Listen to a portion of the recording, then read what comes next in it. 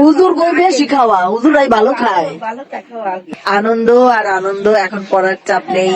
এদিকে এই যে আমার কাকি গল্প করছিলেন যে পরীক্ষা শেষ হলে সবাই খালি নানা বাড়ি আর মামা বাড়ি যাবার চায়। আর এখানে এই যে আমার ভাই, কাছি ভাই, তিনি কাজ শেষ এবার সব পরিষ্কার করে ফেলছে।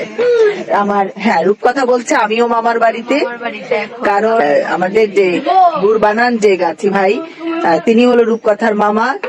মানে এখানে তার হলো অন্যরকম আনন্দ। প্রাণের আলো এই সব গজল পড়লে মানুষ কি বলে কি না বলে শোনাই যায় না। হুজুর হলো না খায়, তারপরে ভোরবেলা মাইকে শক্তি পায় না, তাই না হুজুর? কাকি কিন্তু ঠিক বলছে যে আগের দিনে মানুষ বলতো কি যে হুজুর গো খাওয়া নাই, আর এখন হুজুরাই ভালো খায়, ভালো খাবার খায়। তারপরে আগের দিন আরো বেশি ভালো ছিল এই কারণে হুজুরকে না খাওয়ায় গাছের ফল খায় না।